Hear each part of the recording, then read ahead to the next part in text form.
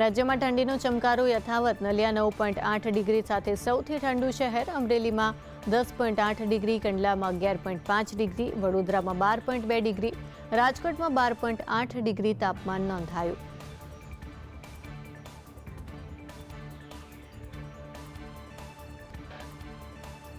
ગીર સોમનાથના દરિયામાં surprise checking કરાયું. સુરક્ષા એજન્સીઓની ગેરકાયદેસર લાઇટ અને લાઇન ફિશિંગ સામે તવાઈ. ફિશિંગ બોટના ટંડેલ અને ખલાસીઓની પૂછપરછ. ગેરકાયદેસર ગતિવિધિ ઉપર પણ તપાસ.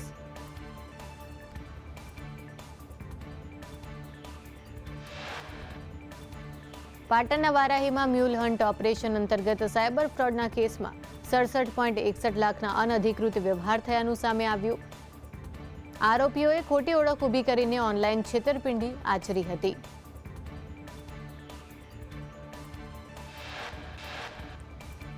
સુરેન્દ્રનગરના ધાંગધ્રામાં સાયબર ફ્રોડ આચરનાર 3 ઝડપાયા. દેશના અલગ અલગ રાજ્યોમાં ઓનલાઈન પૈસા ટ્રાન્સફર કરી છેતરપિંડી આચરતા હતા.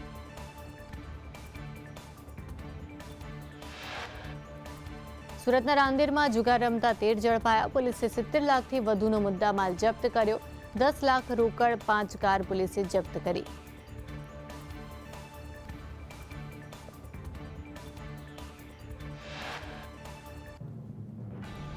સાવરકુંડલા તાલુકાના ઘાડલા ગામના ખેડૂતો રેલવે ફાટકની સમસ્યાથી પરેશાન. એક દિવસમાં 12 વખત ફાટક બંધ થતા ખેડૂતોને ખેતરમાં જવામાં મુશ્કેલી.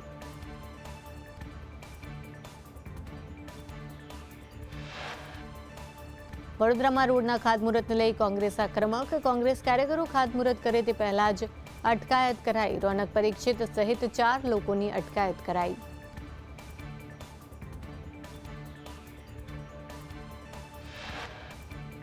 રાજ્યના શાળા સંચાલકો સરકાર સામે લડી લેવાના મૂડમાં. એફઆરસી ભરતીને લઈ સરકાર કરશે હાઈકોર્ટમાં અરજી. શાળા સંચાલક મહામંડળની બેઠકમાં નિર્ણય લેવાયો. સરકારને કોર્ટમાં પડકારવા બેઠકમાં ઠરાવ પસાર કરાયો.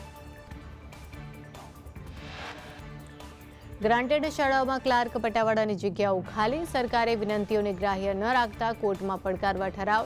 15,000 સ્વનિર્ભર શાળાઓમાં ફી વધારવા કોર્ટમાં જશે. 8 વર્ષ વીતવા છતાં સ્વનિર્ભર શાળાઓના સ્લેબ નથી વધ્યા. પ્રાઇમરી સેકન્ડરી પ્રવાહ સ્લેબની માંગ.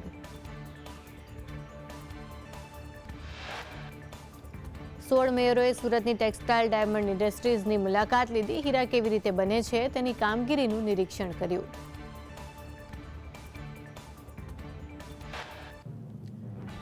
બનાસકાંઠાના થરાદમાં શાક માર્કેટના ગેરકાયદેસર દબાણ દૂર કરાયા. 4 રસ્તાથી શીત કેન્દ્ર સુધી કરાયેલા દબાણો દૂર કરાયા.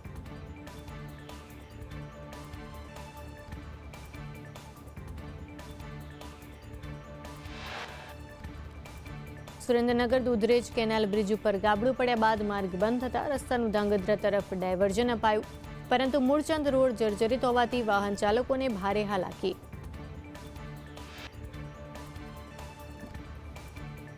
સુરતમાં અશ્વિની કુમાર રોડ ઉપર ટીપી સ્કીમનો વિરોધ. ટીપી સ્કીમ નંબર 4 થી 23નો સ્થાનિકોએ વિરોધ કર્યો. ઉદ્યોગોને પરમિશન આપતા સ્થાનિકોમાં રોષ.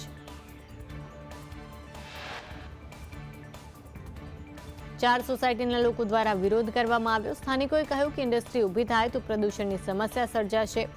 એન્થન અને મહેક પાર્ક દ્વારા ઇન્ડસ્ટ્રીયલ એરિયા ઊભો કરાશે. ડભોઈના થુવાવી અને અંબાવ ગામે ભ્રષ્ટાચારના આક્ષેપ. નાણાંની કામગીરીમાં ભ્રષ્ટાચાર કર્યાના આક્ષેપ. તલાટી, વહીવટદાર અને કોન્ટ્રાક્ટર સામે આક્ષેપ લાગ્યા.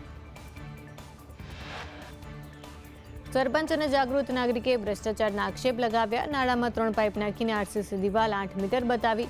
થુવાવી જૂથ ગ્રામ પંચાયતની ચૂંટણી સમયે 15 લાખની વધુનો ભ્રષ્ટાચાર કર્યો હોવાનો આક્ષેપ. રાજકોટમાં પીએમજેવાયમાં ગેરરીતિને લઈ હોસ્પિટલને દંડ ફટકારાયો. 10 હોસ્પિટલને 52.49 લાખનો દંડ. શાંતિ મલ્ટીપલ હોસ્પિટલને 23.15 લાખનો દંડ. ગોકુલ લાઈફ કેરને 13.55 લાખનો દંડ. આરોગ્ય વિભાગની તપાસમાં ગેરરીતિઓ સામે આવી. નાણાકીય ગેરરીતિ સામે આવતા હોસ્પિટલને દંડ. છોટાઉદેપુરમાં ગેરકાયદેસર રેતી ખનન કરતા ટ્રક ઝડપાયા. પાવી જેતપુરના રતનપુરમાં સ્થાનિકોએ રેતી ખનન ઝડપી પાડ્યું. રાજકોટમાં હેલ્મેટ ફરજિયાત કે મરજિયાત તેની અસમંજસ. એક વાહન ચાલકને એક જ જગ્યાના 100 ઈ મેમો. નેશનલ હાઈવે ઉપર માર્કેટિંગ યાર્ડ નજીકના આ ઈ મેમો સામે આવ્યા. અમદાવાદના જાસપુર ખાતે નિર્માણાધીન વિશ્વઉમિયા ધામમાં ગંગાજળથી ભરેલા 108 કળશનું પૂજન કરાયું. 108 દંપતીએ વિશ્વના સૌથી ઊંચા મા ઉમિયાના મંદિરના ગર્ભગૃહમાં 108 કળશને પ્રસ્થાપિત કર્યા.